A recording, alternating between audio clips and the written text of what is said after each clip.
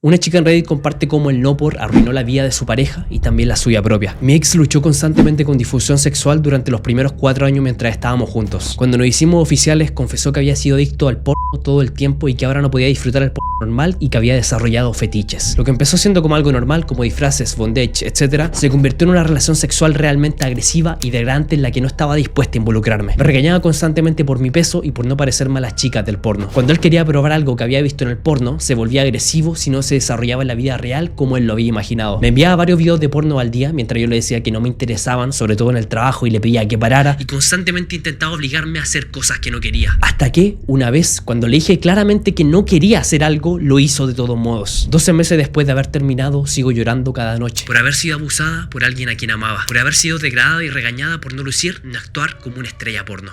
Hay datos que estiman que entre el 86% y el 96% de los hombres consumen pornografía regularmente. Las mujeres tan solo consumirían un poco menos. Y las estimaciones de cuándo se comienza a ver no por van desde los 9 hasta los 13 años. Muchos viendo sus vidas arruinadas por lo que aparentemente era un simple placer natural. Pero numerosos estudios han demostrado que ha causado problemas desde disfunción eréctil, impulsividad, hasta acabar con tu vida completa.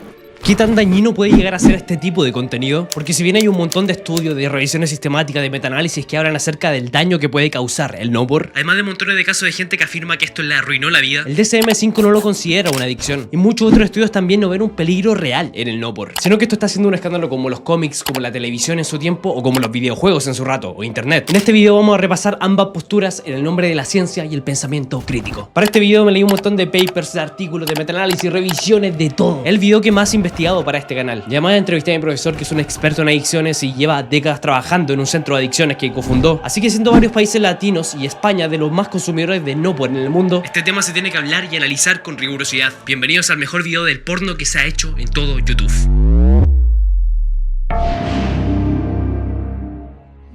Antes de meternos de lleno a este tema, pasemos un poquito de historia con el no por. Porque como buenos animales que somos, como especie nos encanta la comida, los amigos y el delicioso. Y las culturas antiguas son muestras de aquello. En el antiguo Egipto, el Turin Erotic Papyrus es una pintura en rollo que muestra escenas sexuales con varias posturas. En la India tenemos el famoso Kama Sutra, que salió en el siglo II-III después de Cristo, que te enseñaba varias poses media exóticas para el acto. En China hay una pintura tradicional erótica conocida como Chungongtu o Chungongtu. Me costó pronunciar eso, perdón. Data del periodo medio y se usaba a menudo con fines educativos y rituales.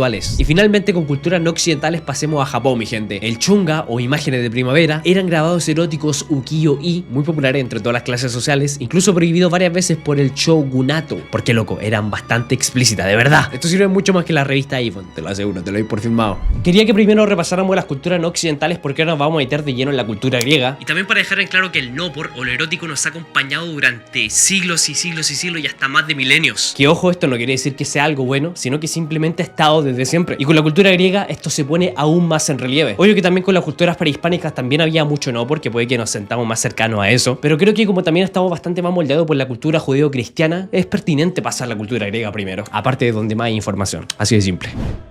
El término pornografía proviene de la combinación de porné, mujer prostituta, pornos, hombre prostituto, y grafos, escritura, descripción. Literalmente significaba escritura sobre prostitutas en su tiempo. Debido a que en la Grecia clásica la prostitución era legal, extendida y estaba regulada por el Estado, era considerada una institución más de la vida urbana, y la escritura sobre prostitutas, es decir, pornografía, no era condenada moralmente. Más porque en su tiempo el sexo y la religión no eran esferas separadas en la antigua Grecia, como ocurre en las tradiciones judeocristianas modernas. Por el contrario, en varios mitos estaban muy entrelazadas, ya que los dioses y diosas no solamente eran poderosos, sino también eran profundamente antropomórficos y sexuales. Ejercían su sexualidad libremente con humanos y entre ellos. No la pasaban mal, digámoslo así.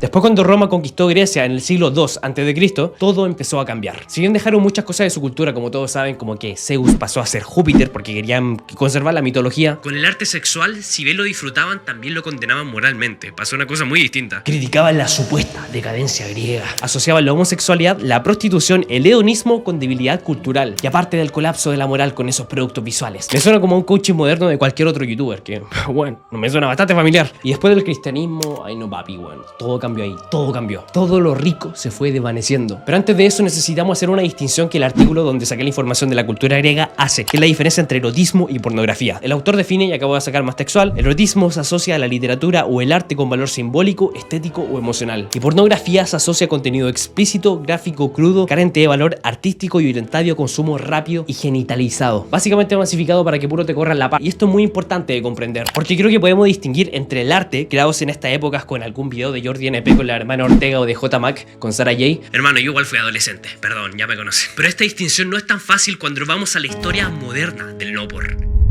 La pornografía impresa se inventó en 1524 en Roma, cuando Marco Antonio Raimondi publicó 16 grabados sexualmente explícitos de Giulio Romano, titulados colectivamente Ai Modi. Pero demos un paso grande al siglo XVIII con la imprenta, porque ahí realmente hay un cambio grande, debido a que permitió la producción de materiales escritos y visuales atractivos para público de todos los niveles socioeconómicos y gustos sexuales, ya que anteriormente todo ese contenido sexual solamente estaba reducido para las clases más adineradas. Un clásico de este periodo fue el ampliamente leído Fanny Hill o Memorias de una mujer de placer, y también por esta época el arte gráfico erótico comenzó a producirse ampliamente en París, llegando a ser conocido en el mundo anglófono como postales francesas. Ahora, cuando llegó la fotografía, ya todo dio un paso al siguiente nivel, y la barrera de lo erótico al no por ya se estaba difuminando. Si bien se creó en 1826, no fue hasta 1860 cuando fue comercialmente viable. La llegada de la impresión en medios tonos, popularizada en la década de 1890, aumentó la calidad de las imágenes reducidas en masa y redujo considerablemente el costo, lo que finalmente llevó a la creación de revistas pornográficas. Las primeras fueron hechas en Francia y entraría en lo que hoy es softcore. Después el no por se revolucionó aún más con el desarrollo del cine. Para la década de 1920, las películas de hombres solteros estaban disponibles comercialmente para su visualización privada. Eran películas mudas y está cabrón como esto evoluciona, bueno, está cabrón. Y para los 70 todo esto ya es historia. El cine no por evolucionó hasta los 90 con la televisión y los reproductores portátiles, y ya la gente podía recibir no por en su casa, delivery. Después, llegando a los 90, la gente podía ver no por en la televisión por cable si se quedaban solos a altas horas de la noche. Y ya de los 90 a 2004, cuando el internet doméstico se popularizó, ya el acceso al no por cambió muchísimo. Fotos y videos para todos los gustos, para todos los fetiches que se te puedan ocurrir, estaban disponibles en la red. Y como había menos regulaciones en ese entonces, se encontraban cosas bastante oscuras que no comentaremos ahora, quizá para otro video. Ya del 2004 en adelante, todo fue cambiando más. Ya las páginas no por ganaban por anunciantes en las páginas, otros con suscripciones, otras personas ya se sumaban al mundo de las cámaras en vivo ganando con donaciones. Y ya por estos años actuales, el panorama cambia radicalmente con OnlyF,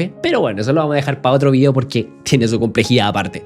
Creo que nos sobreextendimos un poquito con la historia y aún así faltaron muchas facetas que repasar. Como que la industria del no por siempre ha estado asociada a maltratos y negligencias con un montón de mujeres y un montón de casos, pero quizás eso es para otro video. Pero necesitaba repasar este punto para dejar algo en claro. No siempre hubo adictos al no por a pesar de siempre haber no por, pero siempre hubo críticos de este. Agárrense de la silla porque este punto se viene mucho mejor.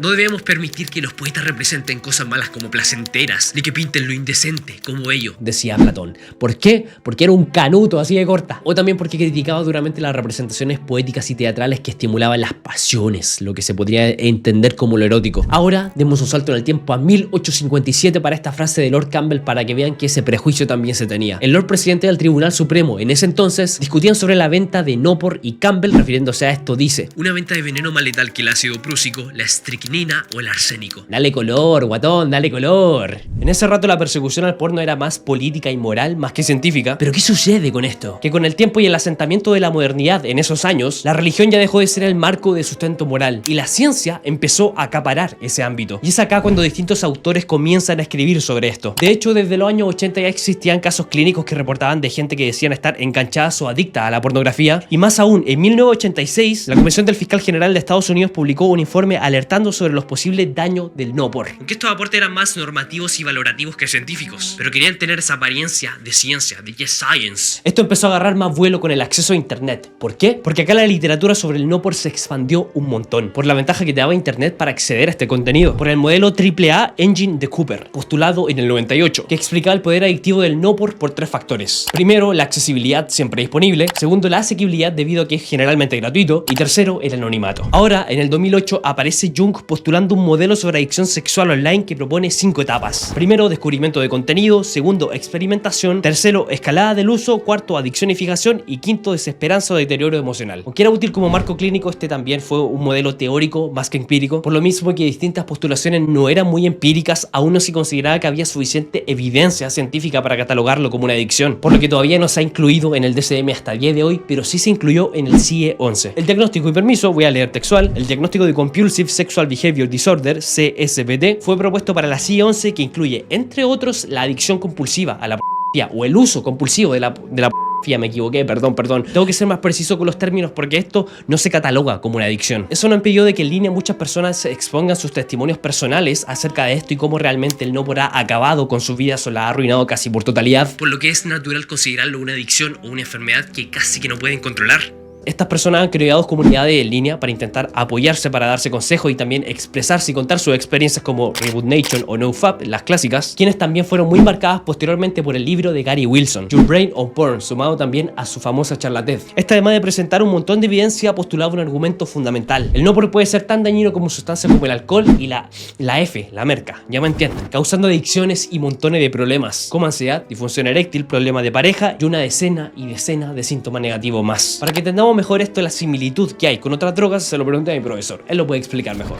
En términos de la estimulación al circuito de la recompensa, uno podría ver que hay analogía o similitudes. Por eso está en debate actualmente si se puede hablar de una adicción sexual o no, porque lo que está en debate todavía es que si se da la triada, porque para que algo sea adictivo, en el producto mismo o en la conducta misma tiene que ser muy adictivo. Y no está claro todavía si se dan los mismos cambios neurobiológicos que ocasiona la cocaína o el juego incluso, o el uso de sustancias con la sexualidad. Todavía no está claro, ni menos con la comida. El porno sí es un estímulo potente que dispara la dopamina, tiene un poder de estimulación muy fuerte, pero no basta eso para asumir que es una adicción.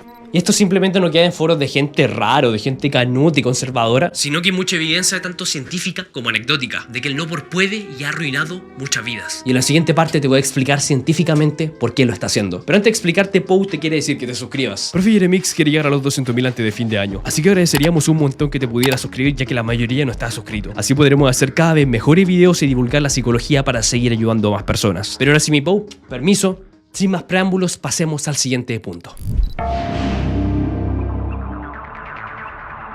Te presento a Héctor. Es un ex adicto al Nopor que confiesa que pasaba 5 horas diarias viendo contenido X y que, en suscripciones y servicios, llegó a gastar $5.400. Perdió su trabajo porque veía contenido X ahí, en plena jornada laboral, porque ese deseo insaciable lo superaba. Por otro lado está Víctor, otro entrevistado que decía que mentía en el trabajo de que estaba enfermo para quedarse viendo Nopor. Le mentía a sus amigos para no salir, a su esposa también y hasta a su mamá para no ir a visitarla. Todo esto para quedarse encerrado consumiendo ese contenido. Más allá de las malas experiencias que hayan tenido muchas personas con el Nopor, como los casos que repasamos anteriormente o al inicio del video, lo cierto es que a la gente le gusta el Nopor, sea perjudicial o no. Distintos estudios internacionales y permiso han estimado las tasas de consumo de contenido X entre el 50% y el 99% de los hombres, y entre el 30 y el 86% entre las mujeres. El motor AAA parece estar teniendo ese efecto, mucho más teniendo en cuenta las consecuencias y los mecanismos neurobiológicos que tiene el Nopor. Este artículo hermoso nos explica cómo la neurobiología de la adicción se aplica tanto en el Nopor como en otras sustancias. Primero nos habla del modelo de 3 etapas de la adicción, de Volkow y Irkov. Primero está la intoxicación y recompensa, donde hay una activación del sistema de recompensa. Dicho de otra forma un poco más simplona, la dopamina en el núcleo accumbens. Lo segundo, la abstinencia o el afecto negativo, la disminución de dopamina por liberación de dinorfina y una activación de la amígdala y el eje de estrés. Aparecen síntomas negativos como disforia, ansiedad o anedonia. Y tercero, la anticipación o deseo compulsivo. Se produce un cambio neuroplástico en la corteza prefrontal, afectando el autocontrol y la toma de decisiones. El comportamiento se vuelve compulsivo y con mayor riesgo de recaída. Este otro estudio, que generó un montón de titulares, también alertaba de cómo el consumo de este tipo de contenido se correlaciona con un cerebro más pequeño, al tener menos materia gris en una región subcortical cerca de la parte frontal del cerebro. Sé que correlación no significa causa, pero ya repasaremos eso en la segunda parte del video. Paciencia. Este otro estudio también podría explicar por qué sucedía eso, básicamente por 3 procesos: sensibilización, desensibilización e hipofrontalidad. La primera, el Nopor online funciona como un estímulo supranormal, intensificando la activación del sistema de recompensa más que el sexo real. Más porque estudios fMRI mostraban que usuarios compulsivos tienen mayor activación en el núcleo accumbens, la corteza bifrontal y el caudado frente a estímulos sexuales, lo que refleja un patrón de craving compulsivo típico de las adicciones. Lo segundo, la desensibilización. El uso repetido de Nopor produciría una pérdida progresiva de la sensibilidad al estímulo sexual, habiendo una menor activación cerebral ante estímulos sexuales previamente atractivos, como demostraban estudios en la EGG, lo que también se correlaciona con disminución del deseo sexual con parejas reales, pero manteniendo el deseo masturbatorio. Y tercero, la hipofrontalidad. Se observan alteraciones de la corteza prefrontal, una reducción de su volumen y conectividad funcional, lo que conlleva dificultades en el autocontrol, la toma de decisiones y la flexibilidad cognitiva. Por otro lado, este otro estudio también nos habla acerca de cómo el eje del estrés se ve afectado. El eje hipotálamo hipófisis adrenal, el sistema que regula la respuesta al estrés básicamente, se observa una desregulación similar a la observada en adictos a sustancias. Y también este artículo nos revela cómo el consumo de contenido X se correlaciona con la erosión de la corteza prefrontal, la región del cerebro que alberga funciones ejecutivas como la moralidad, la fuerza de voluntad voluntad y el control de impulso de forma ultra sencilla y también un poco simplificada, haciendo a los consumidores más impulsivos y compulsivos con este contenido. Y este otro metaanálisis también mostraba las mismas consecuencias y hasta otras peores que iremos repasando con el tiempo. Ahora ya pasando a consecuencias más fisiológicas, esto es algo que exponía continuamente Gary Wilson, una de las más comentadas es la disfunción eréctil. Que ojo, el famoso libro tiene más de 400 revisiones bibliográficas, así es, pero mucho gente porque muchos de esos estudios tienen metodologías dudosas y de hecho habían algunos estudios que eran estudios de caso, que eran estudios de una sola persona. Sin embargo, tanto en el libro de Gary Wilson como también yo encontré, se pueden encontrar varios artículos cabrones con esto. Como una encuesta de julio de 2020 a 5.800 hombres, en la que el 23% de los encuestados menores de 35 años reportaron disfunción eréctil. Esto, según el estudio, corrobora una de las afirmaciones de Wilson, que el uso generalizado de contenido 3X ha causado tasas sin precedentes de disfunción eréctil en hombres jóvenes. Por algo tanto meme de disfunción eréctil en Insta, espero no sea solamente mi algoritmo, espero. Dígame cómo la paro. Ya no puede pararse. Esto se podría explicar con el artículo que le expuse anteriormente, el de la desensibilización. Muchos usuarios no podrían excitarse con sus parejas sexuales, pero sí podrían hacerlo con el no por. Aparte que otras revisiones sistemáticas también han llegado a correlacionar estas variables, sumado también a la eyaculación precoz. Y lo fisiológico y neurobiológico no es lo único, porque esto también tiene muchísimos efectos conductuales, según varios estudios. Partiendo, y es importante recalcar que justamente la conducta para ser adicto al no por tiene influencia genética. Según este estudio que ya repasamos anteriormente, se estima que alrededor del 40% del riesgo adictivo está determinado genéticamente. Ciertas variantes como el alelo A1 del gen del receptor dopaminérgico D2, el DRD2, se han vinculado al consumo de alcohol y posiblemente a conducta adictiva sin sustancia. Aunque, como pueden imaginar, ningún estudio ha vinculado directamente ese gen con la adicción al no por. De igual forma, para hablar de conducta en este ámbito tenemos que diferenciar el liking del wanting, algo que mucha de la bibliografía de este video recalcaba. El liking tiene que ver con placer real, con agrado por algo, alguien o una actividad. Por otro lado, el wanting es un impulso motivacional exagerado, un impulso por conseguir el estímulo. En las adicciones, el wanting se ve incrementado incluso en situaciones que el liking no. Es decir, que ya a veces sigue haciendo cosas a pesar de que ya no te gustan. You don't like that, but you want it. Ah, de color, bilingüe, de color. Esto nos lleva al otro hecho que ahora encontré varios estudios, revisiones sistemáticas y metaanálisis. Como este de acá, que incluyó 27 estudios que evaluaban el uso de no por online, el cual encontró una relación positiva y significativa entre impulsividad general y uso del no por, y también el uso problemático del no por, el PPU, que ya repasaremos ese concepto a mayor profundidad, además de hallar que los hombres y personas jóvenes son más vulnerables a desarrollar un PPU impulsivo. Este otro metaanálisis también evaluó la relación entre cantidad de uso de no por y su carácter problemático, o el PPU. Se incluyeron 61 estudios con 82 muestras independientes y un total de 74.880 participantes, un montón. La correlación general entre cantidad de uso y severidad o uso problemático fue moderada, la que pueden ver en pantalla básicamente, que no voy a leer. Esta relación no es extremadamente fuerte, pero sí lo suficientemente consistente como para ser significativa. Esto significa que, en promedio, a mayor frecuencia o tiempo de uso, mayor es la severidad autoinformada del problema. Problema donde la impulsividad es lo que prima.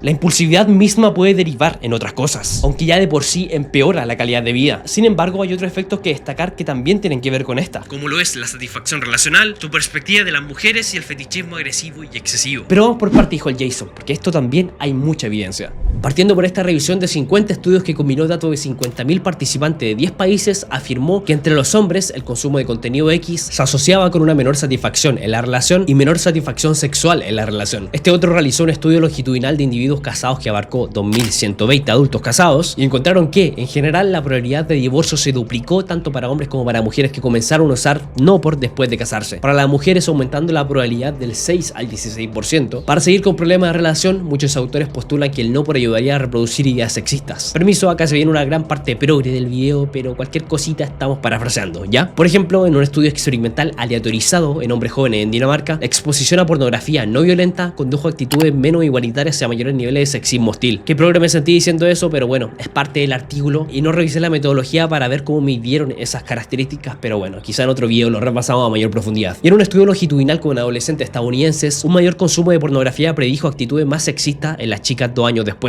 Y esta otra revisión sistemática, que analizó 15 publicaciones, también apuntaba a lo mismo. El consumo de contenido 3X aumenta la probabilidad de reproducir prácticas abusivas o misóginas.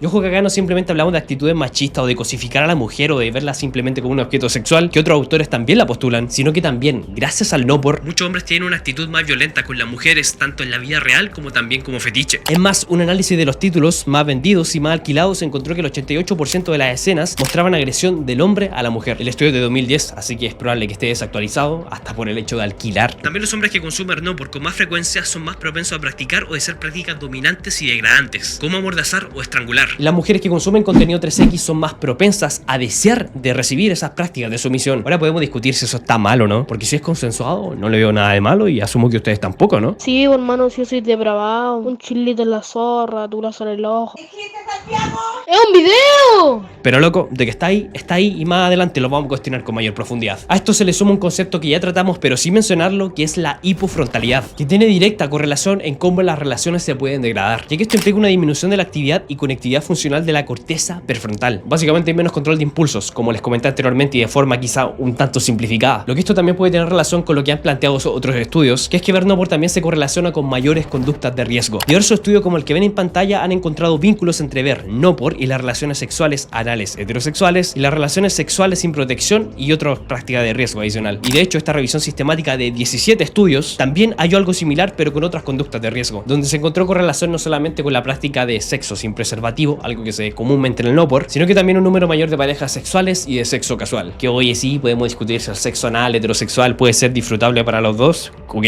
Al igual que la promiscuidad bajo ciertos términos no puede ser mala para algunas personas, ya, pero lo que sí es que ambas prácticas son riesgosas e implican un potencial daño. Cada vez que tenemos una pareja sexual nueva, tenemos sexo sin protección o sexo anal heterosexual, tenemos cada vez más probabilidad de que nos salga flores, la poronga o la puchaina, así de simple, así de simple.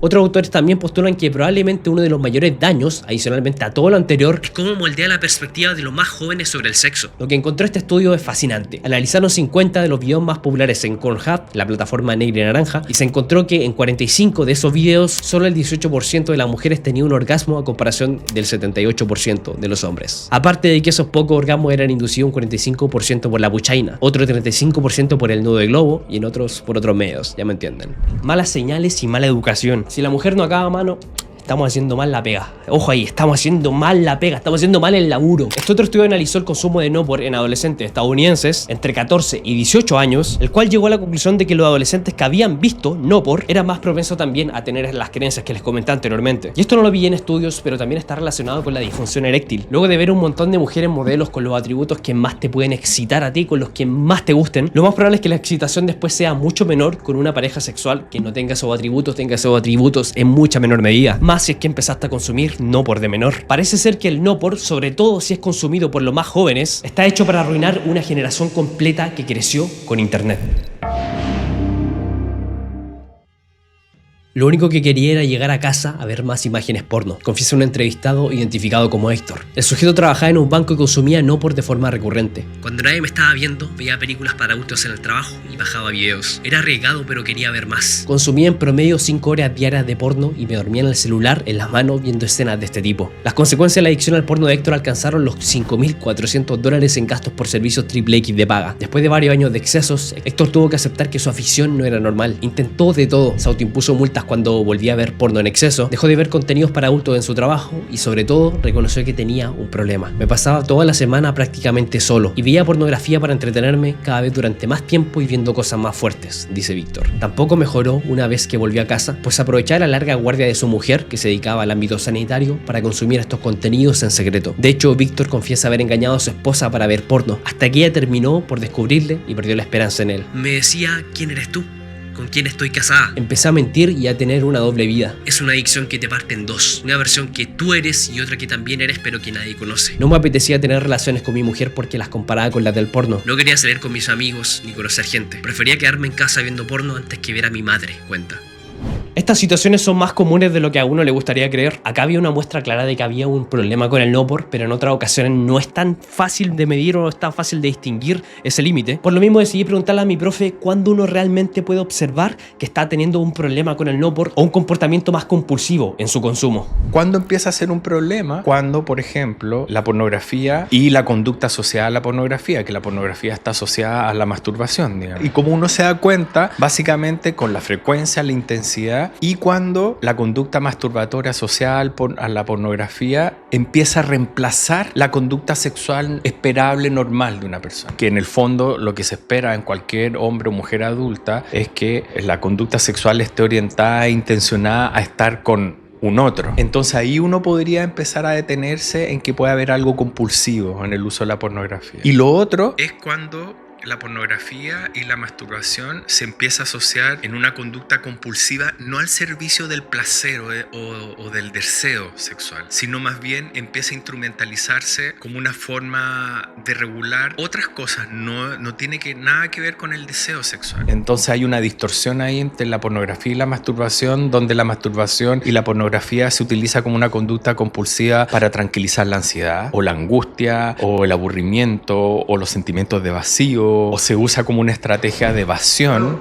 Esta supuesta adicción puede derivar en que la desees ver y de hecho lo hagas en espacios públicos o en lugares donde culturalmente es mal visto hacerlo, y aún así lo haces porque tu impulso es mucho más grande. Además de, obviamente, en el caso de Héctor y Víctor, el dedicarle cantidades insaciables de tiempo a consumir este contenido. También, como era la historia del otro usuario anterior, que afecte las relaciones personales y o laborales. No solo que afecte la de tu pareja al punto de casi no considerar su opinión en su relación y sus fetiches, sino que muchas veces algunas personas mienten en el trabajo diciendo que están enfermos para seguir consumiendo este contenido. A esto se le suma el gasto excesivo en esto. Si bien la mayoría es gratuito, no son pocos los casos donde además de gastar en suscripciones de algunas páginas, gastas en OnlyF, en shows de cámaras u otros, todo por contenido más exclusivo. Hay otras como participación en conductas sexuales de riesgo, usar el no por para afrontar emociones duras, enojarte cuando te dicen que debes reducir el consumo, etc. Pero creo que las más fundamentales ya están expuestas, y sobre todo con el comportamiento que mi profe puso mucho énfasis.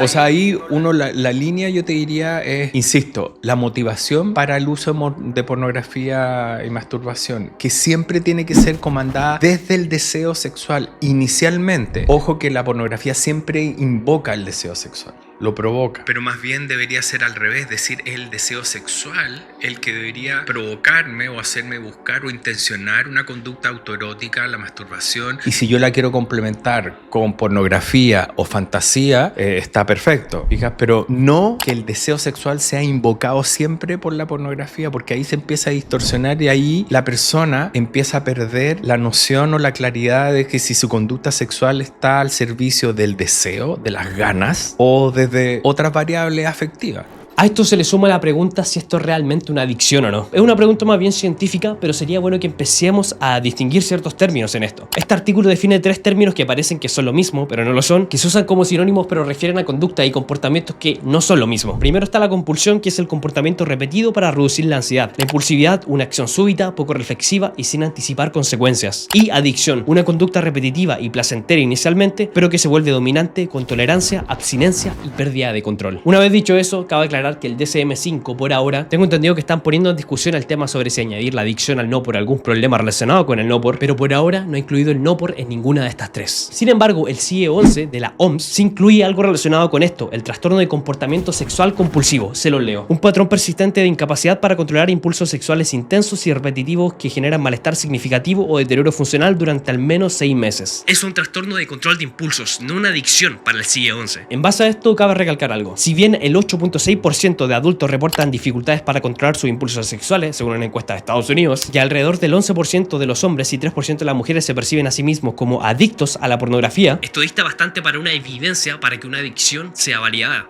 Sin embargo, muchos autores han cuestionado esto y han postulado que esto sí puede considerarse una adicción, como este artículo que postula la adicción sexual, la cual se caracteriza por un patrón de comportamiento sexual excesivo, fuera de control, que persiste a pesar de sus consecuencias negativas, emocionales, físicas o sociales. Este surge en base al marco en que actualmente las adicciones no son únicamente por sustancias, sino que pueden haber adicciones conductuales, como la ludopatía. Además, afirma de que se necesitan criterios estandarizados para diagnosticar este problema, ya que aún hay mucha disonancia en cuanto a considerar a alguien con esta problemática. Para esto postulan el concepto de POPU, que prácticamente es el mismo que el PPU. Esta es la persistencia en el consumo de pornografía online a pesar de consecuencias negativas. Incluye síntomas como pérdida de control, ansiedad si se restringe el acceso o consecuencia de lo interpersonal, laboral y emocional. Y entre los distintos modelos que se han postulado, siempre se han llegado a 4 cosas fundamentales que todos se acuerdan con este problema: incapacidad para resistir impulsos sexuales, persistencia pese a consecuencias negativas, dificultad para controlar el comportamiento y dedicación excesiva de tiempo a la conducta. A esto se le suma la pregunta si es comparable con otras drogas, pregunta que ya respondió mi profesor. Pero este artículo que ya hemos mencionado bastante, también hay evidencia de otro factor que puede acercarlo a estas, que es la abstinencia, porque se han observado síntomas como ansiedad, irritabilidad, insomnio, fatiga, disforia o estado de ánimo deprimido cuando se restringe este estímulo. Esto sumado a que según otros estudios podrían haber consecuencias neurobiológicas a causa del no-por, ya que juega bastante con el sistema de recompensa, lo que nos puede dar un indicio de que puede ser comparable con una adicción conductual como lo es la ludopatía. A esto se le tiene que sumar el estudio que ven en pantalla, que mira quería repasarlo en profundidad, pero no puedo, el video me está quedando larguísimo. Pero este estudio estaba muy bueno, se recomiendo que se lo repasen, porque tenía grupos de control que veían videos neutros, otros no por, otros videos eróticos simplemente, algo más suave, etc. En este grupo había gente con y sin CSB, Compulsive Sexual Behavior. Estos reportaban pérdida de empleo por ver material explícito en el trabajo, dificultad de relaciones íntimas sociales, disminución del deseo o disfunción eréctil en relaciones sexuales, no con el porno, y un uso excesivo de servicios de escorts o ideación suicida y gasto elevado de hasta 15.000 libras. Un poquito de lo que ya sabíamos. Sin embargo, lo que más quiero destacar es que uno de los hallazgos más duros fue que los usuarios con CSB fue el haber empezado a consumir no por cuando eran más jóvenes, a los 14 años, a diferencia de la gente sin CSB que empezó a los 17 en promedio. Y esto es precisamente uno de los grandes problemas que puede haber con esto, más porque actualmente la edad con la que la gente comienza a ver no por está en promedio a los 14 años de forma optimista, y de forma pesimista está empezando a los 9 años, lo cual, como mi profesor explica, puede tener consecuencias muy graves.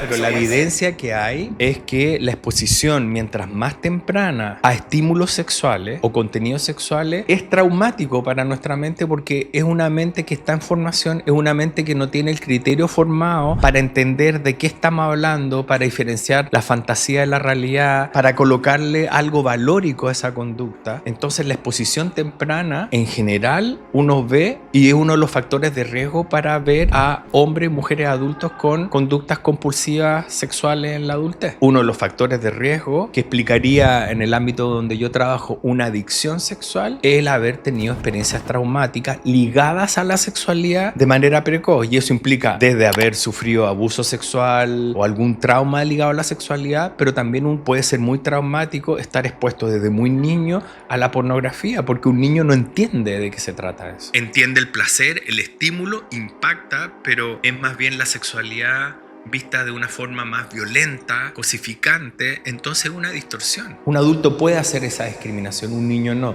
Acá le pregunté, ¿pero por qué trauma? Si uno el trauma lo ve como algo negativo y cuando uno ve videos eróticos uno le gusta, y me dio una respuesta estupenda para entender todo esto mejor. Lo traumático, en cierto modelo de la psicología, lo traumático la gente suele asociarla, como tú bien dices, a algo siniestro, negativo, violento, que sí, eso es traumático. Pero lo traumático para la mente son contenidos que la mente no puede tramitar, no tiene la capacidad cognitiva ni afectiva para asimilar y entender el impacto de ese estímulo. La respuesta se extendía por 5 minutos más, pero el video está quedando muy largo. Si quieres ver la entrevista completa, está disponible en Patreon, dura más de 40 minutos. Además de que tenemos un nuevo server exclusivo de Patreon y para miembros, cada plataforma con sus beneficios exclusivos. Un saludo.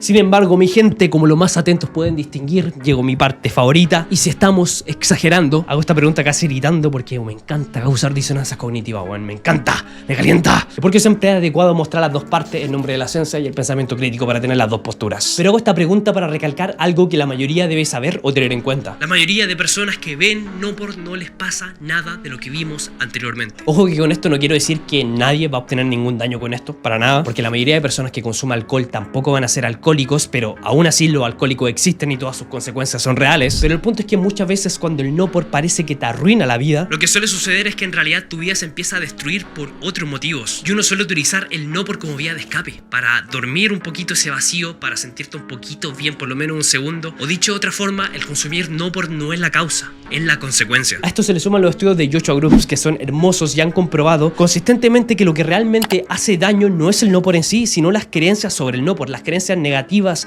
y conservadoras ante este. Bueno, los estudios de Joshua son muy interesantes. Es decir, que si crees que el no por te hará mal, te va a hacer mal. Pero si en cambio crees que el no por no te hace daño y lo consumes, no te hará daño. No tendrás ninguna de las consecuencias negativas. Pero bueno, sin más preámbulos, vamos a repasar la postura contraria. Pero antes de eso te quiero anunciar mis asesorías. Yo actualmente estoy viviendo de YouTube y mi objetivo con esta asesoría es que tú también lo puedas hacer en el menor tiempo posible. Tengo un plan estructurado de cómo tiene que seguir tu canal, hayas empezado o no en YouTube. Puedes ser principiante o puedes llevar años. Yo te voy a acelerar que ese camino de aprendizaje sea mucho más corto y más pronto que tarde puedas vivir de tu sueño. Yo ojo que intento dar una pauta clara de lo que tiene que seguir tu canal para que pueda crecer lo mejor posible, y además tengo un servicio que te acompaño con llamadas mensuales y con feedback todos los días de tus videos hasta que llegues a los 10.000 suscriptores. Antes de eso no te abandono. Si quieres más información puedes contactarme a mi Instagram o a mi correo. Ahí voy a estar respondiendo y dando más información. Pero ahora sí, pasemos a los efectos con... Hay quienes prefieren Nestlé y otros Ghirardelli, y sus mentes se iluminan de forma diferente si ven una marca de chocolate preferida que si ven la que no les gusta. Por eso me hace gracia cuando dicen que la pornografía te altera el cerebro, es problemático. No hay nada de malo en que los cambios cerebrales ocurran. Si tu cerebro no cambia, algo anda mal, dijo Nicole Plaus, neurocientífica experta en comportamiento sexual y... Dios mío, weón. Dios mío.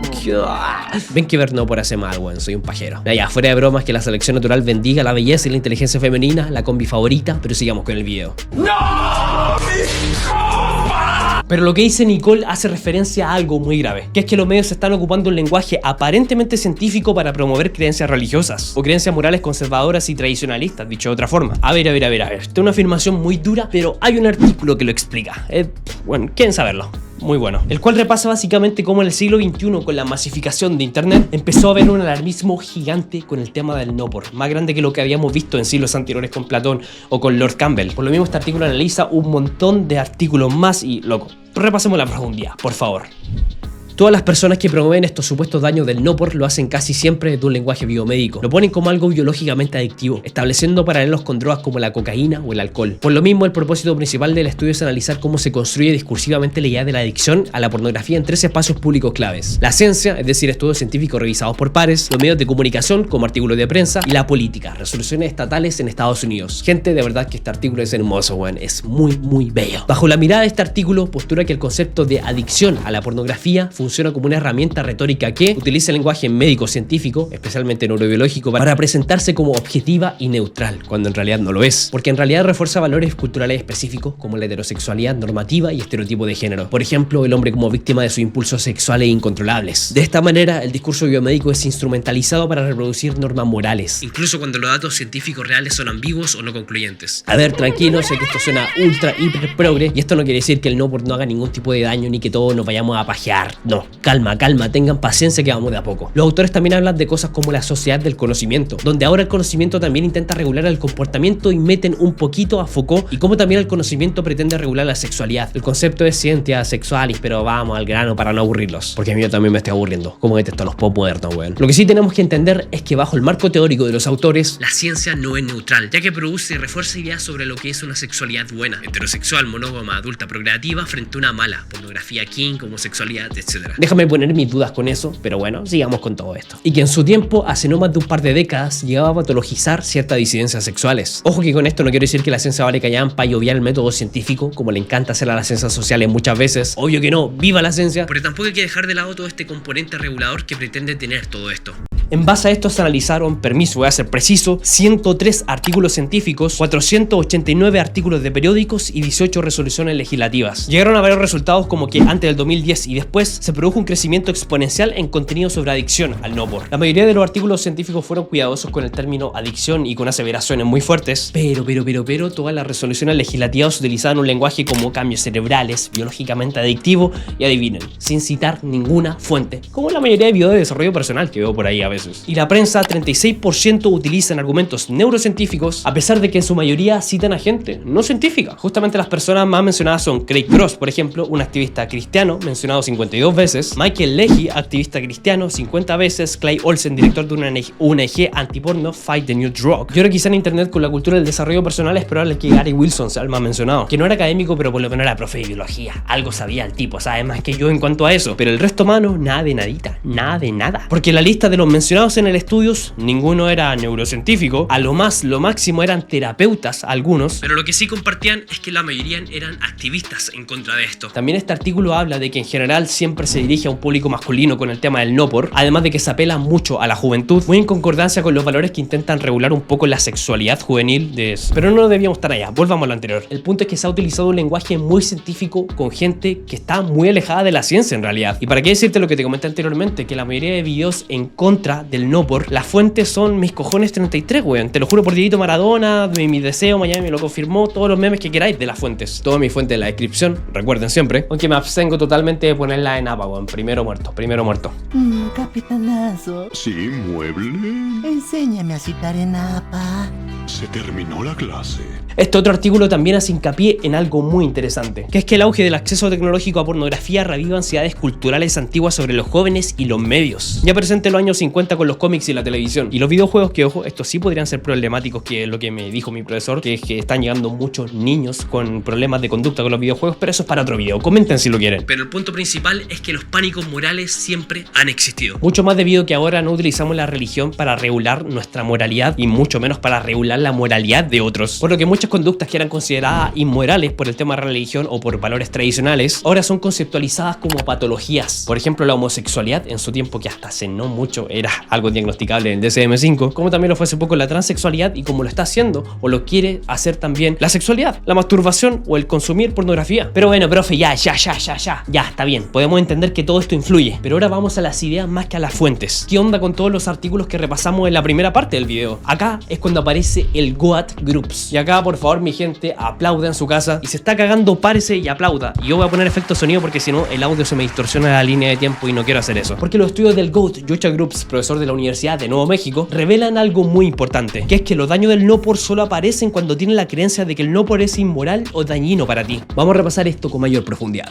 A ver, disculpen, no quiero hacer la bola ni mucho menos, pero Groups realmente ha investigado mucho acerca de esto y fue uno de los más citados en la literatura que revisé acerca de toda esta temática. Básicamente, Joshua postula algo bien simple y resumible en unas cuantas frases. La incongruencia moral en torno al consumo de pornografía es consistentemente el mejor predictor de la creencia de que uno experimenta problemas o de regulación relacionados con la pornografía. Y las comparaciones de los efectos agregados revelan que es consistentemente un predictor mucho mejor que el propio consumo de pornografía. Si el concepto de adicción a la pornografía fuera cierto, los problemas relacionados con la pornografía aumentarían independientemente de la moralidad a medida que aumenta el consumo. Pero eso no se encuentra en sus investigaciones. En resumidas cuentas, no es la pornografía, sino el conflicto moral no resuelto y examinado lo que provoca los problemas de supuesta adicción. A ver, esto no es algo que se le ocurrió a Yocho mientras estaba comiendo huevitos con papitas en la freidora de aire, no, obvio que no. Sino es propio de todos los estudios que ya ha realizado, que han sido un montón. Y de hecho tiene un metaanálisis y revisión sistemática que vamos a repasar a continuación. Este metaanálisis de Groups et al, lo siento mucho a los et al, tiene una hipótesis principal. La percepción de tener un problema con la pornografía no siempre se debe a una adicción real o de regulación comportamental, sino que muchas veces surge de una conflictiva interna entre valores y acciones. En otras palabras, las personas se sienten adictas porque usan pornografía pese a sus creencias morales, no necesariamente porque tengan un patrón clínico de compulsión. Para evaluar esta hipótesis, los autores proponen el modelo PPMI, Pornography Problems Due to Moral Incongruence. Ay, bueno, me salió ahí nomás. A la vez que van a hacer una revisión sistemática de la literatura relevante y un metaanálisis para determinar qué factores predicen mejor la percepción de problemas con la pornografía. Esto es clave para el modelo PPMI, ya que sugiere que muchas personas con malestar pueden no cumplir criterios clínicos si su angustia proviene de la incongruencia moral y no de compulsión objetiva. Y también, para aclarar, la incongruencia moral es un estado psicológico en el que la persona siente que sus comportamientos están en desacuerdo con sus valores profundos. En este contexto ocurre cuando alguien cree firmemente que ver pornografía es inmoral pero continúa consumiéndola. Este conflicto interno es suficiente para producir malestar, sensación de pérdida de control y autodiagnóstico de adicción, aunque el patrón de uso no sea clínicamente disfuncional. Creencias muchas veces relacionadas con la religión según los resultados de los autores. Y por otro lado está la desregulación real, donde hay un consumo de no por compulsivo, excesivo y que escapa del control del usuario, sin importar las creencias reales. Esto equivaldría, según Joshua, a una adicción conductual auténtica. Gente, no sabe lo feliz que soy resumiendo estos papers, de verdad me encanta. Bueno, por favor, suscríbanse para seguir resumiendo papers y divulgar ciencia. Y para ya no alargar tanto esto, los resultados del metaanálisis fueron los siguientes. Primero, existe una relación sólida y consistente entre religiosidad y sentimiento de incongruencia moral frente al uso de pornografía. Segundo, el uso de pornografía sí se asocia con malestar, pero el efecto es modesto. Esto apoya la idea de que el malestar no depende tanto del uso, sino de la disonancia entre valores y conducta. Tercero, hay una relación moderada pero significativa. La religiosidad incrementa la percepción de estar experimentando problemas con la pornografía, apoyando el modelo PPMI. Y cuarto, este es el vínculo más fuerte del modelo. La congruencia moral predice mejor que ninguna otra variable la percepción de que el consumo de pornografía es problemático. Además de que en usuarios que se autoperciben como adictos, no se predecía un incremento de consumo con el tiempo, como con otras adicciones. Además, los autores también hicieron un contraste estadístico directo entre las dos variables más debatidas: el uso de pornografía, que eso sería objetivo, y la incongruencia moral. La incongruencia moral es un predictor significativamente más fuerte de los problemas percibidos que el nivel de uso. En fórmula Fisher es así, para los intelectualoides que lo entiendan. Gente, si es que no le está explotando la cabeza en estos momentos, algo les pasa. Porque cuando descubrí esto yo quedé mal, quedé como que se me abrió la mente en un espectro gigante. Pero ¿qué implica todo esto para el modelo PPMI? Que si bien el malestar subjetivo puede ser real, su origen no es clínico o adictivo, sino moral. Por lo que el foco clínico debería considerar la disonancia interna, no solo la frecuencia de uso. Refuerza la necesidad de distinguir entre adicción real y malestar valorativo, lo que va a ayudar a evitar falsos diagnósticos y la estigmatización de estas personas. Y ojo, por favor, que esto no se malentienda. Con esto no se quiere decir que el malestar de estas personas que han sufrido esta supuesta adicción no es real, para nada, sino que el foco de la terapia y la intervención tiene que ser distinto, porque de que las creencias influyen en las consecuencias negativas que puede tener el no por, más allá de si es una adicción o no, son reales. La persona que lo sufre es la que más lo tiene claro. Pero esto tampoco exima que las creencias de las personas no puedan influir en cómo éstas se sienten al momento de consumir este tipo de contenido, y esto mi profesor también la tiene más que clara.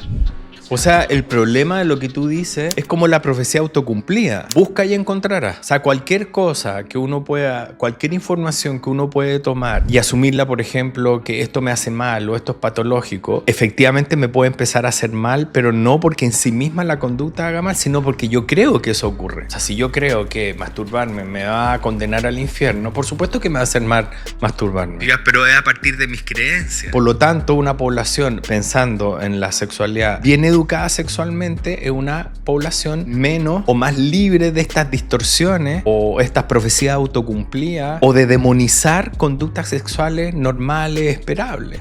A esto se le suma otra cosa que plantean autores como Joshua Groups, que es que el síndrome de abstinencia fisiológica, que puede dar con cosas como el alcohol o las drogas, no se da con esta supuesta adicción al no por, donde si bien pueden haber síntomas psicológicos que se pueden somatizar en algo físico, está lejos de tener un síndrome de abstinencia comparable al de las drogas más duras. My name is Scott Frieda. How are you? I'm doing a series of alcohol with... I don't like it. My mind is here, but my body's saying... body में भारी मात्रा का अल्कोहल होने की वजह से A esto se le suma algo bien importante, que es el problema causa-efecto al que hice referencia en mi primera parte del video, y que si saben un poquito de estadística, métodos científicos, son amantes de David Hume, la tienen más que clara, pero varios no, así que vamos a aterrizar esta problemática con varios estudios. Obviamente no vamos a repasar cada estudio, pero sí a rasgos generales voy a repasar los problemas principales. Por ejemplo, algunos estudios que pueden relacionar el no por con los cambios cerebrales o con la hipofrontalidad. ¿Qué fue primero, mis huevos o mi gallina? No tiene sentido este chiste, qué vergüenza, porque lo escribí en el guión, no puedo creerlo. Pero volviendo a la pregunta, ¿fue primero la hipofrontalidad o fue primero el consumo de no por? Esta pregunta es muy importante porque es posible y es probable de que gente que ya tenía hipofrontalidad o ya tenía ese cambio cerebral empezara a consumir no por después, con otras supuestas consecuencias también. Tu relación empezó a arruinarse y empezaste a consumir no por, o fue el no por el que arruinó tu relación. Empezaste a deprimirte más y a consumir más no por posterior a eso, o el no por te deprimió más. Empezaste a ser más promiscuo y a tener conductas sexuales de riesgo por el no por, o hay un tipo de personalidad detrás que hace que uno quiera hacer esas dos cosas. Y así podríamos seguir hasta el infinito porque, como señala este artículo de aquí, la mayoría de los estudios son correlacionales y transversales, no longitudinales y causales, o experimentales para ser más preciso. Estos últimos nos pueden dar una mejor explicación sobre las posibles causas reales de esto, además de una mayor claridad, porque se siguen a los participantes a través del tiempo y hay un grupo de control para diferenciar si ese estímulo específico, como puede ser el consumo de no por, es realmente la causa de ciertas consecuencias y efectos. Además de otros peros y problemas metodológicos sobre qué es lo que se considera no por o no. ¿Tiene que haber penetración o es solamente algo desnudo? ¿Tiene que ver más de una persona? ¿O qué es realmente el no por? ¿Cómo se mide? Porque no hay una vara de medir realmente en la mayoría de estudios, es muy difuso. Lo mismo para los estudios que hablan acerca de que el no por produce un fetiche por deseos más agresivos. ¿Qué consideramos como videos agresivos en el no por? ¿O qué consideramos agresividad? ¿Una nalgada? ¿El ahorcar? ¿El piñiscar? ¿El dar cachetadas? ¿Qué hacemos? ¿Qué es lo agresivo realmente? Porque si una nalgada es considerada agresividad, ay, bueno, qué fome debe ser tu sexo, pues bueno. Profesionalismo, por favor. Profesionalismo. Pongámonos serio. No, yo soy sutro. Esto, por más que parezca un detalle, dificulta un montón la comparación entre estudios. Otro problema es el tema de la poca diversidad étnica, cultural y de género. Momento progre del video de nuevo, permiso. La mayoría de las muestras son hombres heterosexuales, blancos y de Estados Unidos. Y universitarios, se me olvidó ese. Entenderán que eso obedece a un tipo muy particular de gente, con una cultura muy distinta a gente latina, morena, que no sea universitaria, por ejemplo, o que sea un poco mayor, o que sea más joven. Básicamente no se está creando un estudio que se puede generalizar al total de la población. Esta otra revisión sistemática también halló problemas parecidos. Hablaba de un predominio de estudiantes universitarios jóvenes, heterosexuales y hombres, además de que muchos estudios usaron ítems únicos de escalas no validadas para medir el SPPA o sus efectos. De hecho, la mayoría de estudios analizados usó herramientas diseñadas para medir adicción sexual en general, no específicamente pornografía. Peor aún, términos como adicción, compulsión, hipersexualidad o uso problemático se usaban indistintamente en varios estudios, aunque refieran a constructos distintos. Esto genera serios problemas de validez y comparabilidad entre los estudios, sin contar que, como el papito Goat Groups ha recalcado, casi ninguno de la gran mayoría de estudios sobre la adicción del no-por en general no tienen en cuenta la variable de creencias morales o religiosas sobre el no-por para verlo como un factor mediador. Este otro estudio, además de señalar gran parte de lo anterior, también afirma un problema muy grande. Ignoran la agencia juvenil, casi como que si los jóvenes no pudieran distinguir absolutamente nada de este contenido y no pudieran reflexionar y cuestionar este. Ya vamos a profundizar un poco más en esto último, que es muy interesante. Pero antes de irnos en esa voladita, vámonos con algo aún más interesante, que es que muchos de los estudios que repasamos en la primera parte, si bien no están refutados, sí son muy ambivalentes en los resultados comparado con otros estudios. ¿A qué me refiero con esto? Aquí hay muchos estudios que afirmaban ciertos resultados, también hay otros que contradicen esos resultados o que pillan fallas metodológicas,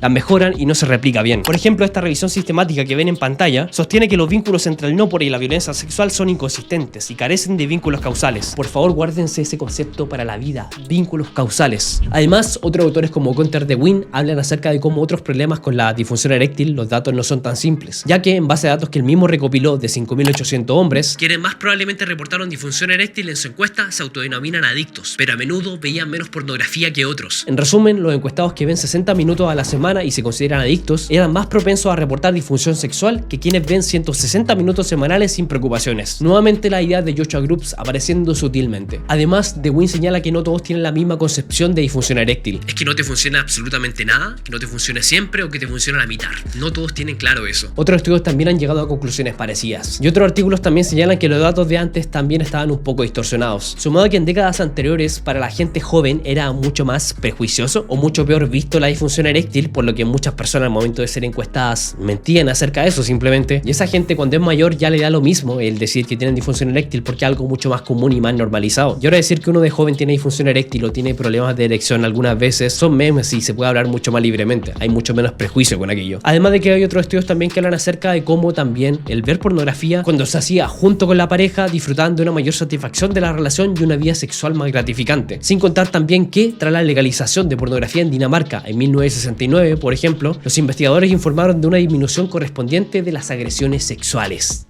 Y ahora vamos con otro punto que he recalcado en el video de la cultura y el del gore. Hay que saber diferenciar la realidad de la ficción y la mayoría de la gente lo puede hacer. Muchos creen que si uno consume no-por, si su pareja no gime como que si yo como parlante venezolano, como lo ve en las películas 3X, no te va a excitar. Pero viejito, cabe aclarar varias cosas con esto. Primero, que para la mayoría que puede ver actores y actrices muy bien dotados de todas las formas posibles, que pelirrojas, que maduras, que doble blow, que unos melones gigantes, que tengan un pilorte, que un pilorte que se lo explique Don Carter. El pilorte, para los que no entienden, pedazo pico de este porte. Pero bueno, volviendo al video, puedes perfectamente ver eso y entender que es ficción. Después perfectamente te puedes excitar con un hombre o una mujer de atributos normales según sea tu preferencia, o hasta debajo de la media si te da la confianza suficiente y entiendes que realmente lo que hace la calidad del sexo son otros atributos como la conexión que tienes con esa persona y un montón de cositas adicionales. Básicamente cosas que te das cuenta y que te chocan al momento de que empieza a tener sexo. Así de simple, así se te arregla la mente y esa ficción se adapta a la realidad simplemente y empieza a distinguir básicamente teniendo acción. Pero es que para adolescentes es distinto, podría afirmar una persona. Sí y no. Primero se han hecho varias encuestas, pero les presento esta, por ejemplo, que dice casi lo obvio, que los adolescentes saben que lo que ven en el no-por no es realidad. Y de hecho dicen y piden que ojalá haya más educación sexual en los colegios para entender a mayor profundidad el tema de la sexualidad. Hay una manera de ver a los adolescentes como seres que absorben y no pueden cuestionar nada, como si fueran completamente idiotas, y hasta cierto punto es así, pero aunque tristemente no se pueden hacer muchos estudios con adolescentes o con niños para ver los efectos reales y las creencias, porque, bueno, por la ética más que nada, es muy difícil estudiar con esa población. Y finalmente, y con esto doy paso al último episodio de este video tan jodidamente largo, creo que el más largo de la historia del canal, que es que posiblemente esta temática y problemática de adicción al no-por muchas veces está encubriendo algo detrás, más allá de únicamente las creencias. De hecho, la neurocientífica que ya mencioné, Nicole Prause, señala que el 50% de las personas en tratamiento por adicción al sexo, que a menudo se agrupa en conjunto a las personas con adicción al contenido 3X en el término hipersexualidad, tienen un diagnóstico primario de depresión. En otras palabras, las adicciones son en realidad mecanismos de afrontamiento, al menos en este ámbito. Y con esto, señores, para intentar dar unas conclusiones y unas cosas prácticas y útiles que podemos sacar con este video, demos paso a mi sección favorita del canal después del anterior, mi humilde opinión. No soy pajero, pero... Lo primero que voy a señalar con esto, y quiero poner mucho énfasis, es en cuidado con todo este mundo, porque en este mundillo hay una batalla de ego muy grande. Gary Wilson y Prowse se han dado con todo. Se han acusado de acoso, llevando esto a lo legal, y Wilson también ha ridiculizado mucho a Yocha Groups en varias cosas, y acá hay algo que tener claro. Si se miente a Wilson, este pasa al olvido. Era un profesor de biología en una universidad, que no está nada mal, pero básicamente él dio un boom en su vida y debe casi completamente su vida actual a su tesis, a que él no por hace años. Él va a defender a capa y espada esta tesis, aunque esté equivocado. En cambio, otros científicos, si bien claro, gente como Yocha Groups, que ha defendido esa postura siempre, y si sus estudios se empiezan a descartar también, él peligra. Él también tiene un montón de otros estudios que también, digamos, que hacen más su carrera profesional y están un poco más desapegados a su trabajo, ya que no son tan famosos ni son unas estrellas que venden bestsellers en books. Además de que esto está la fortuna de que son más cuestionados por la academia. Por lo mismo, creo que hay que tener mucho cuidado con a quién se cree y a quién se sigue. Y como buen tibio que soy para todos los temas, creo que voy a intentar darte los mejores consejos de ambas partes para que puedas sacar básicamente conclusiones prácticas. Lo primero es cuestiona tus creencias acerca del no por. Además de esto te pongo el caso de Kevin. Es un cliente francés que tuvo un terapeuta que llevaba 10 años en una relación con su mujer. Este consumía no por y le daba mucha vergüenza y lo hacía ocultándolo a la pareja. Cuando ella lo pilló haciéndose la japa, un día confesó que era adicto al no por y buscó ayuda voluntariamente por temor a que su pareja lo abandonara. En terapia, Kevin reveló que tenía actitudes muy conservadoras sobre la sexualidad adquirida desde la infancia, como menospreciaba a sus amigos que tenían encuentros sexuales casuales, además de que tuvo su primera relación sexual con su pareja actual a los 24, y además tenía un código moral tan estricto que se sentía culpable tan solo mirando a otra mujer. Kevin sentía que estaba enfermo y que las personas sanas no se obsesionaban con el sexo como él. Tras empezar la terapia, dejó de ver no por, pero también evitaba tener relaciones sexuales con su pareja por miedo a que eso provocara una recaída en su adicción. Pero cuando terminó su tratamiento, Kevin dejó de considerar los pensamientos sexuales como peligrosos e insalubres e insanos. También comprendió que las actitudes sexuales restrictivas que había recibido de niño le generaban frustraciones sexuales que intentaba liberar mediante el no por, y con el tiempo sintió menos deseo de masturbarse con el no por y al mismo tiempo comenzó a disfrutar mucho más de una vida sexual más plena con su pareja. Además, este metaanálisis también recomienda mucho que la terapia, para erradicar la conducta o compulsión adictiva, en lugar de intentar erradicar esa supuesta compulsión, hay que hacer otras cosas, como abordar los juicios morales que provocan esa disonancia, favorecer la aceptación y reconciliación de valores, además de posiblemente aplicar una terapia de aceptación y compromiso, la que puede ser más efectiva en este caso. En segundo lugar, es bueno revisar si además de un conflicto de creencias hay algo que estés tapando, algún vacío o malestar que tenga en algún momento, y que simplemente para sentirte un poco más vivo, un poco mejor en ese momento, accedes al no por y a la masturbación. Quizá hay alguna ansiedad con la que no sabes lidiar en cierto momento específico y usa el no por como refugio. La idea es que ojalá puedas descubrir esto con un profesional, y si no hay dinero o tiempo, ChatGPT no es una mala opción bajo mi opinión. En tercer lugar, dejo el fragmento de mi profe, de su opinión acerca del nofap y lo peligroso que puede ser si es que tiene algún problema de hipersexualidad o problema con algo relacionado al sexo. Bueno, para las adicciones propiamente tal, Ahí sí que esta lógica del tona corresponde. porque en la adicción es la única adicción con la cual se ha intentado recuperar una conducta regulada consumiendo una droga es con el alcohol. Con otras drogas no existe. Entonces, ahí la lógica es todo o nada. ¿Qué es esta lógica de estos movimientos? Que es omitir algo. Pero la evidencia, por ejemplo, en temas alimentarios o de sexualidad, es decir, someter a la psiquis, a una dictadura, a una prohibición extrema, la evidencia muestra que lo que ocurre es que después las personas pasan de una dictadura a una anarquía. Esto pasa con la alimentación, con cualquier conducta que se prohíbe. Te voy a poner un ejemplo distinto a la sexualidad que pasa con la comida. Los dietantes crónicos, hombres y mujeres que indistintamente el peso que tienen, viven contando calorías o dicen nunca más carbohidratos o nunca más esto. Pan para hoy día, hambre para mañana. Estas prohibiciones, estos pensamientos dicotómicos, en general no son sostenibles para nuestra psique, y por lo tanto las personas muy dicotómicas van a tender después a tener conductas de descontrol en esa misma área que han sido espartanos y dictadores. Entonces, por ejemplo, decir no masturbarse nunca porque tienes más energía, más creatividad, etcétera, puede ser, yo no digo que no, pero por otro lado pierdes una gran oportunidad porque a través de muchas conductas sexuales nos conocemos el cuerpo, conocemos nuestro goce, nuestro placer, conocemos nuestra biología, entonces son conductas necesarias también.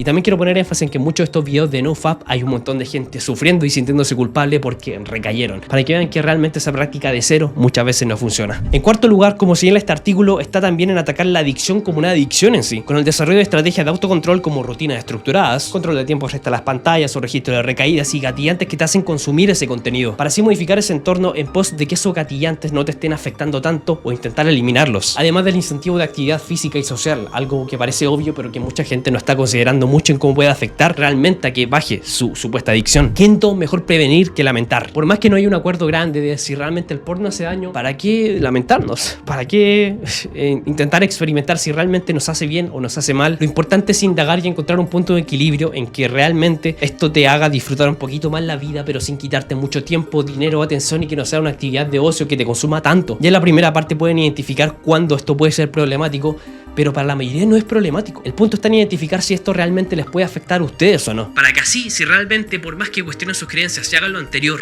realmente sienten que les duele, prevengan y controlen su tipo de contenido. No está mal en querer prevenir en esta ambivalencia que hay respecto a este contenido, y con adolescentes y niños hay que tener mucho más cuidado con esto, porque si ya había ambivalencia con los estudios anteriores, con adolescente y niños mucho más, digamos que cuesta mucho más. Ya como les expliqué, metodológicamente es mucho más difícil acceder a esa población, hay que hacer consentimiento con los padres, ya es antimoral de hecho el mostrarle porno a un niño en un estudio, obviamente. Así que en ese caso lo mejor es que muchas veces estos adolescentes puedan prevenir o por lo menos puedan tener un consumo lo más informado posible.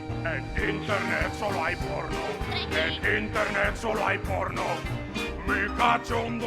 Y bueno, esos fueron tips para tus tratamientos, que pueden ser con un profesional idealmente, pero también lo puedes hacer por tu cuenta si tu presupuesto es limitado. Pero ahora quiero pasar a opiniones un poquito más relajadas, un poquito ya más personales respecto a esto, porque esto siempre ha sido un tema interesante para mí de discutir. Lo primero es que si es que eres liberal como yo, si es que disfrutas del sexo y quieres explorar tu sexualidad, está bien. Y justamente el no por te puede ayudar a eso si es que ya de plano lo vas a consumir. Por lo menos a mí no hay tutorial que me ayudó más a cómo poner un condón que uno que vi en Xvideos, porque no, con el dildo no es lo mismo, y sobre todo con un plátano no, con un plátano ya es como, no.